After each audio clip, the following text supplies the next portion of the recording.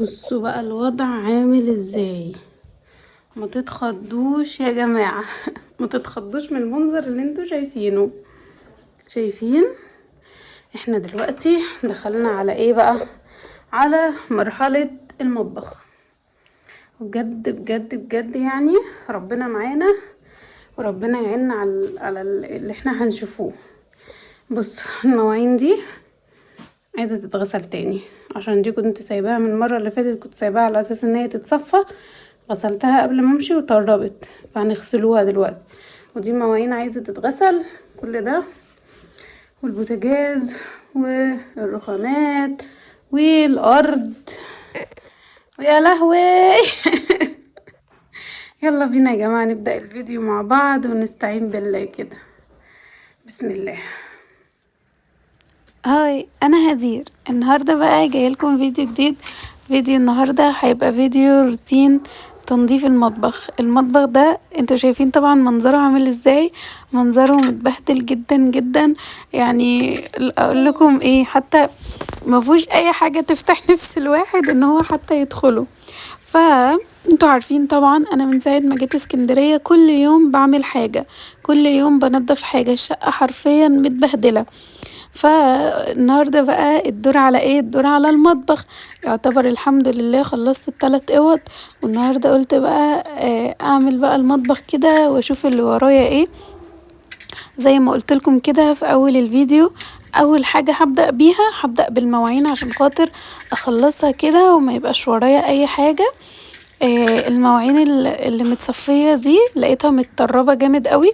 هو اصلا انا قبل ما باخد اي مواعين معرفش ليه بقوم غسلاها الاول، اي حاجة بقى، الا بقى لو انا غسلاها مثلا من قبلها بيوم او كده فده تمام خلاص، مش باخد بقى، يعني مش بغسلها تاني خلاص طالما غسلاها. لو انما انتي بقى اي اول مرة حاجة مش تشوفي القناة غسلاها بتاعتي المرة وما دي عملتليش جاية اشتراك، المرة دي بتمنى بضطر ان طبعا انا ان اغسلها انتي من تنزلي تاني، كده بسرعة حتى لو تدوسي جوه اشتراك الدولاب. الدولاب. ما تفعلي بالكم زرار بقى الجرس عشان باللي خاطر بره يوصلك كل الدولاب. حاجة جديدة انا بنزلها. ولو ما حطيتليش لايك بتمنى كل اللي بيتفرج عليا كده ما يبخلش عليا باللايك، بتمنى كلكم كده تحطولي لايكات كتيرة قوي. يعني عايزة الفيديو ده يا جماعة يفرقع كده لايكات، عشان عايزة اقول لكم اللي جاي شديد، اللي جاي مش قادرة اوصف عايزة لكم اقول لكم هيبقى ان انا جامد بجد ازاي. مصدومة هيعجبكم من جدا المنظر جدا. ده. انا اول مرة اوصل للمرحلة دي بصراحة، عمري في حياتي ما وصلت فيها لكده. الشقة دي اصلا دي الشقة اللي انا اتجوزت فيها، فكنت دايما ايدي بقى فيها وكنت بنضفها اول باول، وعمرها في حياتي عمري في حياتي ما وصلتها للدرجة دي. فان هي بقى توصل للمرحلة دي فدي بالنسبة لي حاجة كبيرة جدا. والواحد كمان صحته مش مساعداه ان هو يعمل الشقة كلها مع بعض، فبضطر بقى ان انا اعمل واحدة واحدة كده. بقول ايه، يعني مفيش حد بيجري ورايا، فاللي هو ايه انا اعمل كده واحدة واحدة واخلص اوضة اوضة على قد ما انا بقدر. وعايزة اقول لكم لما بخلص برضو اوضة اوضة برضو بتعب، والله برضو الموضوع متعب يا جماعة، بالذات بقى يعني كل دوت ومع الحمل والكلام ده كله. فصدقوني الموضوع متعب قوي، بس كله خير طبعا وربنا يجعله في ميزان حسناتنا.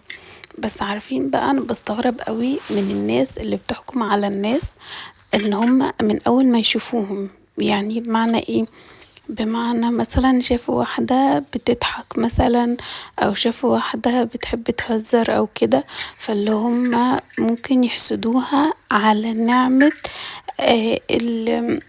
الضحكة مثلا. فهل انتوا مثلا تعرفوا ورا الضحكة دي فيها ايه؟ ورا الهزار ده فيه ايه؟ ورا ما يمكن هي بتضحك عشان تداري وجع معين، ما يمكن هي بتهزر عشان خاطر تداري ابتلاء ربنا ابتلاه لها. ليه يا جماعة؟ بجد بجد ليه الناس بتتعامل كده مع الناس؟ ليه مثلا ان هما مثلا شافوا واحدة لابسة مثلا حاجة معينة، لابسة حاجة حلوة، فيسيبوا كل حاجة ويقعدوا يبصوا على الحاجة اللي هي لابساها؟ طب في ايه يا جماعة بجد؟ طيب وانتوا تعرفوا مثلا هي الحاجة دي جابت قصادها ايه؟ كنت سامعة قبل كده، يعني كنت شايفة واحدة منزلة مشكلتها قبل كده، وكانت كاتبة ان هي وسلفتها كانوا هما الاتنين عاملين جمعية مع بعض، وبعدين واحدة قبضت الجمعية وواحدة جابت بيها خاتم دهب. تمام. حطيته في ايديها، والتانية اختارت ان هي توضب شقتها بالفلوس يعني الفلوس بتاعت الجمعية دي. اختارت ان هي توضب شقتها، والتانية شقتها اقدم منها، بس كل واحدة اختارت اللي يناسبها بالفلوس. فليه مثلا اللي جابت بقى الخاتم قعدت تبصلها في شقتها، وتبصلها في ان هي جابت مثلا ان هي وضبت الشقة، وان هي جددت حاجات في الشقة واللي كده. طب ما انتي برضو كان معاكي نفس المبلغ ونفس الفلوس، بس انتي اللي اخترتي الحاجة دي. ما انتي برضو كان بايديكي ان انتي توضبي مثلا شقتك، او ان انتي تجيبي انتري جديد او فهي يا عيني اللي نزلت مشكلتها دي كانت متضايقة جدا من اللي سلفتها بتعمله معاها، وعمالة كل ما تدخل شقتها كل شوية تقعد تقول ايه، يا عيني عليا يا عيني على شقتي، يا عيني على شقتي المتبهدلة، يا عيني على شقتي اللي مش عارفه ايه. طب ما انتي اللي اخترتي، صح ولا انا غلطانة؟ هو كل واحد يا جماعة بيختار اللي يناسبه. فانتي اخترتي ان انتي تشيلي فلوس احسن من ان انتي توضبي بيتك او تعملي بيتك او فهو كل واحد بيختار الحاجة اللي تناسبه. فما ده ما يديكيش الحق ان انتي تبصي في رزق حد، او ان انتي بتبصي في حاجة هو نفسه فيها، او حاجة هو اختار ان هو يعملها. كل واحد بيبقى عنده أولويات في حياته. فأنا مثلا عندي أولويات، أقدر إن أنا يعني لو معايا فلوس مثلا جالي مبلغ معين، لا عندي أولوية إن أنا أعمل بيها حاجة. مش معنى كده إن أنا أبصي لغيري وإن أنا أستكتر على غيري أي حاجة. فبجد يا جماعة من أبشع الناس اللي بتبص في حياة غيرها. وبعدين الناس اللي بتبص من بره، يعني في ناس كتير يبصوا من بره. طب ما تبصوا من جوه، ما تشوفوا مثلا ال يعني اصل ربنا لما بيدي حاجة ممكن ياخد قصادها حاجة. فليه ما بتبصوش لده؟ ما بتبصوش ليه على الصورة كاملة؟ بجد الناس دي بتضايقني جدا. انا ممكن ابقى قاعدة مع حد مثلا، والاقيه مثلا بيتكلم على حد معين، اللي هو ايه، بصي يا اختي دي عملت، بصي دي سوت، بصي دي جابت، بصي دي حطت. طب انتوا مالكوا يعني؟ انا والله العظيم ساعات بقعد اقول مع نفسي كده، يا جماعة طب هما مالهم؟ وانا ببقى قصده يعني انا عندي كلمة ما شاء الله اللهم بارك، الكلمة دي على طول في لساني لأي حد، حتى لو حد معرفهوش. يعني لو حد معرفهوش وشفته مثلا جاب حاجة جديدة، عمل أي حاجة جديدة، أقعد أقول ما شاء الله اللهم بارك. دي دايما حاجة فيا، مش عارفة. هو تعود لدرجة ان ولادي الصغيرين اتعودوا ان هما لما يشوفوا حاجة حلوة يقولوا ما شاء الله. يعني خلاص برضو هما اتعودوا على حاجة دي في لسانهم، بسبب ان انا على طول في لساني الكلمة دي. ف يعني بيقولك ممكن الواحد يعني يحسد حد او يأذي حد من غير ما يقصد. فبصوا، دايما كنت اسمع عن قصص في يعني حسد بيبقى حسد حميد تقريبا، وحسد بيبقى حسد وحش. تمام. الحسد المباح ان انا مثلا الاقي حد ربنا كرمه بحاجة انا نفسي فيها، فاقول ايه ما شاء الله اللهم بارك، ربنا يزيده مثلا ويبارك ويرزقني مثله. دي مباحة ان احنا نقول الكلمة دي. انما المش مباح يعني الحسد الصريح اللي هو ايه، اللي هو مثلا انا لقيت واحدة جايبة حاجة جديدة، مثلا وصاحبتي جابت عربية جديدة، فانا هقول ايه، بصوا دي جابت عربية جديدة، انا بتمنى ان العربية دي، يعني انا ببص لها ومن جوايا بقول ايه، بقول انا بتمنى ان العربية دي تبقى ليا انا وما تبقاش معاها هي. تمام. ده الحسد اللي غير مستحب، او دي الحاجة اللي هي مش مستحبة، اللي احنا عايزين اللي في ايد غيرنا ربنا يزوله منه، وبعد كده يبقى في ايدينا احنا. ده بجد حاجة وحشة جدا. يعني ليه اصلا ليه حد ممكن ان هو يفكر في حد تفكير زي ده؟ بجد يا جماعة حاجة مش حلوة خالص، حاجة مش حلوة مش حلوة مش حلوة. انا عايزة اقول لكم يا جماعة، انا بشوف ناس والله العظيم بأمانة بيبصوا للناس في حاجات اللي هو ملهاش اي داعي. ممكن حد يبص لحد في اكله وشربه، والله العظيم بتحصل. اللي هو بصوا دي جابت ايه، ده بصوا دي بتاكل كذا، ده بتعمل كذا، ده بتشرب كذا. والله بجد انا كان عندي واحدة صاحبتي عملت قناة فطرة، فكانت بتنزل عليها اكل، وصفات اكل. لقيت قرايبها العيلة عندها، ما انتي بتجيبي كذا، ما انتي بتاكلي كذا، ما انتي بتعملي. لقيت الدنيا كلها عماله تبص لها وعمالين يكلموها على الاكل والشرب. انتوا متخيلين الدماغ يا جماعه واصله لايه؟ واصله ان في ناس بتستكتر على ناس حتى الاكل والشرب. فاللي هو بجد ربنا يعافينا، ربنا يعافينا، ربنا يعافينا من الناس دي. وخلي بالكوا الناس دي بجد ربنا هيحاسبها وهيعاقبها جامد جدا والله. ما تسيبوا كل واحد في حاله، سيبوا كل واحد يفرح بطريقته، سيبوا كل واحد يشق طريقه زي ما هو عايز. في ناس كتير بتداري نفسها ورا الضحكة. سيبوهم، سيبوهم يا جماعة بجد. ليه اصلا ان انتوا تعملوا حاجة زي كده؟ والله الواحد بيستغرب الناس. وعارفين الأوحش من ده سوء الظن. بجد أنا أكتر واحدة في الدنيا اتعرضت لكمية سوء ظن في حياتي رهيبة. ده هخليها لكم بقى، ده انا بصي هفتح لكم، هخليها لكم بقى في فيديو تاني وهقعد اتكلم معاكم. انا واحدة انا تلقائية لما بتصاحب مع على اي حد او بتكلم مع اي حد، بتكلم تلقائي جدا جدا لفوق ما تتخيل. ما بفكرش في الكلام قبل ما اقوله. فهبقى فيديو تاني كده، هبقى اقعد بقى نحكي مع بعض بقى ايه عن سوء الظن ده. مش قادرة اوصف لكم، احساس بشع بشع بشع بشع بأمانة، مش قادرة اقول لكم يعني. المهم بقى انا عملت ايه دلوقتي؟ زي ما انتوا شايفين عملت الرخامات، عملت الرخامة اللي هناك. وقلت اعمل الرخامة دي، كان في زرع، الزرع كان عندي كده، رحت قلت اغسله برضو واظبطه واحطه كده على الرخامة. انا بحب بصراحة، بحب شكله، بس حسيت ان هو اوفر شوية. قلت لا انا هاخد رأيكم الاول وانتوا قولولي يعني شكله حلو ولا اوفر، علشان لو كده اغيره، يعني اخففه شوية او اقلله شوية او كده. المهم بصوا انا عملت ايه. انا غسلت المواعين، وغسلت المواعين اللي كانت مركونة كلها، ورحت عملت الرخامات كده. طبعا لو اتفرجتي لحد هنا وما حطيتيش لايك، بجد بجد هزعل قوي. حطيلي لايك بليز بليز بليز، حطيلي لايك. المهم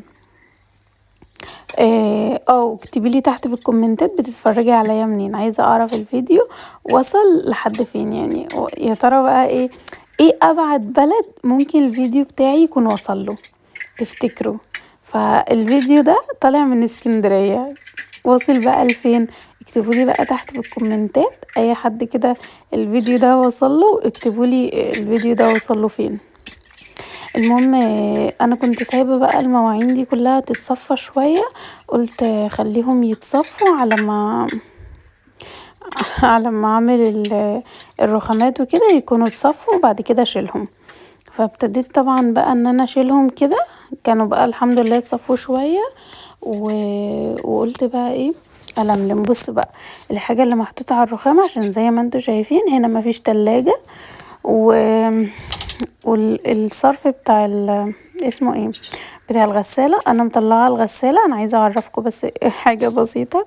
مطلعه الصرف ده على الغسالة من فوق علشان خاطر تقريبا خرطوم الصرف قصير. المهم فكنا جايبين حد قبل كده علشان خاطر يعمل لنا الصرف بتاع الغسالة ده. فقال لنا لا انا نسيت اجيب الخرطوم ومش عارف ايه، فخليه مؤقتا حطي الخرطوم، يعني لما اجي اغسل احط الخرطوم ده في حوض المطبخ. فبقيت بعمل كده، بس بجد يا جماعة ببقى متضايقة جدا اصلا. يعني اولا لو هزة واحدة بس من الخرطوم خلاص انا شقتي غرقت تمام. وطبعا ده وارد وحصلت قبل كده، بس الحمد لله انا لحقته، بس يا دوبك الثانيتين اللي انا لحقته فيهم. عايزه اقول لك يا بنات كان المطبخ كله غرق عندي، كان المطبخ غرق بمعنى كلمه غرق. المهم ايه، تاني حاجه بقى ان انا بحس بقرفه كده، بحس ان ده اصلا الحوض ده مخصص للمواعين، فليه انا احط فيه صرف غسالة؟ فبحس ان انا متضايقة جدا، فبضطر بقى ان انا كل مرة اغسل فيها ان انا بقى ايه انضف الحوض واعقمه واظبطه علشان خاطر اعرف ان انا احط فيه مواعين. فبجد دي مش حاجة لطيفة خالص، وحاجة مش احسن حاجة. ده غير ان هي بقى بترقصلي لما بتيجي تشطف، لما الغسالة لما بتيجي اسمها ايه يا جماعة، تنشف الغسيل يعني، الاقيها طلعت لي لحد بره. ليه؟ ليه ما اعرفش، تقعد ترقص ترقص وتقعد تعمل تك تك تك تك تك تك تك كده، ليه؟ مش بجد مش عارفه. ال- البتاع ده، بص انا نفسي ابتدى يضيق. فبحاول ان انا اسجل لكم. عايزه اقول لكم اصلا تسجيل الفيديوهات ده بيبقى متعب جدا بالنسبه لي بجد. فحطولي لايك يا جماعه عشان انا بتعب، يا جماعه حطولي لايك عشان انا بتعب معاكم في الفيديوهات، وعايزه بقى ايه احس كده ان انتوا مقدريني كده ومقدرين تعبي، وكلكم كده حاطين لي لايكات كتير. عملت بقى الحنفيات برضو، ظبطتهم كده وغسلتهم. عايزه اقول لكم اصلا الدنيا كلها كانت تراب. بجد الدنيا كلها، فان انا اصلا انجزت كده حاجات دي، فدي معجزه بجد معجزه. المهم الحمد لله الحمد لله انا كده خلصت الرخامات. البوتاجاز كان فيه كان يعني في حاجات بسيطة، مش حاجات اللي هي كان محتاج ان هو يتنضف كده. بص بقى، انا البوتاجاز بتاعي بتاع اللي انا متجوزة بيه كان يونيون اير، فاحنا اشترينا ده يونيون اير من بيتك. فانا اشتريته على اساس زي اللي عندي هناك، بسم الله ما شاء الله، حلو ويستحمل وي وي وي وي وي.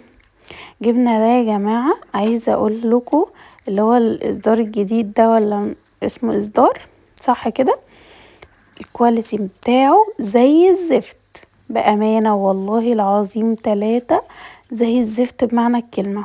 بص، اولا خفيف جدا جدا، اسكانات العيون، اسكانات البتاع ده، اسمها ايه يا جماعة،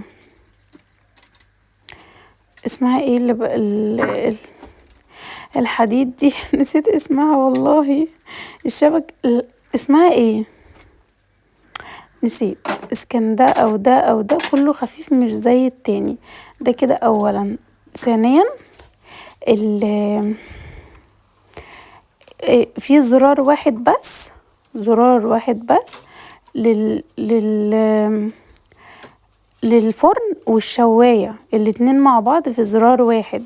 تجيبيه يمين يبقى فرن، وتجيبيه شمال يبقى اسمه ايه، يبقى شواية.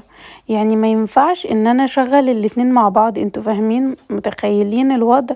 ما فيش فكرة ان انا اشغل الشواية مع الفرن من تحت، ده ما بيحصلش. فبجد دي حاجة بايخة قوي قوي قوي.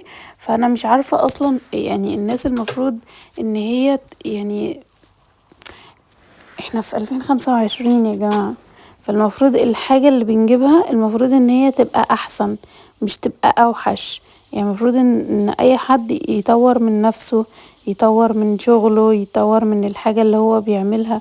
دول ما فكروش حتى ان هم يطوروا باي حاجة.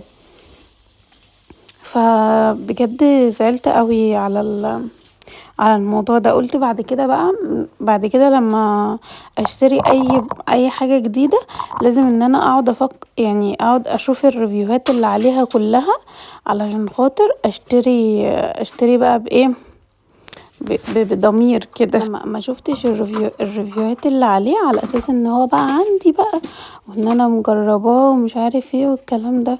بس بجد يا جماعة لا انا ما كنتش اتوقع حاجة زي كده خالص. فقلت بعد كده قبل ما اشتري اي حاجة هدخل على النت الاول على الفيس كده واشوف الريفيوهات اللي عليها كلها ايه. انا طبعا خفت احرك الغسالة اعمل ان انا اعمل من تحتيها لحسن اللي هو بيملى منها ده، الخرطوم اللي بيملى منها لحسن يتشال هو كمان، فتبقى بقى ايه كملت كده بقى هتبقى كملت وانا بصراحة مش هعرف اعمله. فقلت بقى اشيل الحاجات دي عشان خاطر اعمل من تحتيها. عايزه اقول لكم يا بنات المنظم بتاع المنظفات ده تحفه بجد بجد رهيب. يعني لو انتي يعني ما عندكيش مكان للمنظفات، المنظم ده تحفة جدا وبيشيل حاجات كتير قوي قوي قوي. سيبكوا دلوقتي ان انا مش حاطة فيه حاجات كتير لان شقة اسكندرية مبقتش باجي فيها كتير، بس هو عامة كان بيشيل لي كمية حاجات رهيبة. اولا ممكن تحطيه اصلا في التويلت ما يبقاش اصلا للمنظفات بس، لو ما عندكيش مكان تحطي فيه اللي هو الشامبو والبلسم وحمام الكريم والحاجات السكين كير والحاجات دي كلها. بصوا رهيب وبيشيل حاجات كتير قوي. فعايزه اقول لكم يعني انا بقالي كام سنه جايباه، لا حلو جدا جدا جدا كمان. المهم دلوقتي انا عملت ايه بقى، شلت البوتاجاز زحته كده ورحت كنسه ورحت مسيقه من وراه وهرجعه تاني مكانه علشان خاطر ايه ما زحمش الدنيا، فاهمين؟ فكده كده احسن بالنسبه لي. هو الحمد لله وراه زي ما انتوا شايفين كده ما كانش متبهدل قوي، يعني كان اللي هو فيه حاجات بسيطه بس. شلت بقى المنظم ده وشلت التربو وشلت ثبت الغسيل، وقلت بقى برضو ايه اكنس كده من تحتيهم علشان خاطر تبقى الدنيا رايقه كده. الباسكت حطاه في التويلت. بص انا بحط الباسكت جنب المنظم ده، فحطيت حطيت البتاع ده الباسكت حطاه في التويلت عشان يتغسل. المهم عملت ايه بقى، لميت الزبالة كلها كده، ودلوقتي قلت بقى اسيق مكان المنظمات دي عشان ارجعهم كلهم كده مكانهم علشان خاطر بقى ايه برضو مسحمش الدنيا.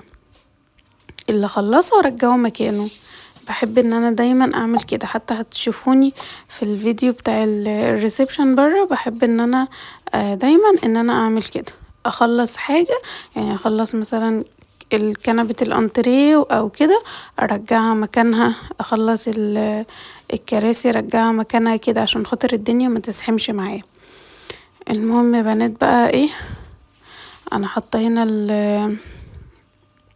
اسمه ايه اللي هو المنظف بتاع الارضيات ده، تمام. وعايزه اقول لكم بقى ان انا جبت نزلت بقى بس بعد ما خلصت نزلت اشتريت النهارده كلور، واشتريت اللي هو المطهر ده بتاع التويلت عشان خاطر انا من ساعه ما جيت ما فيش هنا مطهر. وانا بصراحه معوده ولادي ان احنا لازم يعني بعد ما اي حد يدخل قبل ما يدخل وبعد ما يدخل هتحطها كده ببخاخه يعني مخففاه وحطاه ببخاخه، ومعوداهم ان هم قبل ما يدخلوا او بعد ما يدخلوا يرشوا.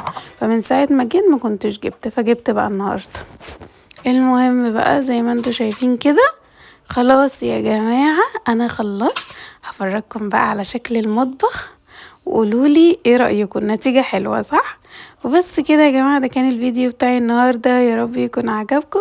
ما تنسوش بقى تعملوا لي اشتراك في القناة وكمان تفعلوا زرار الجرس عشان خاطر يوصل لكم كل حاجة جديدة انا بنزلها.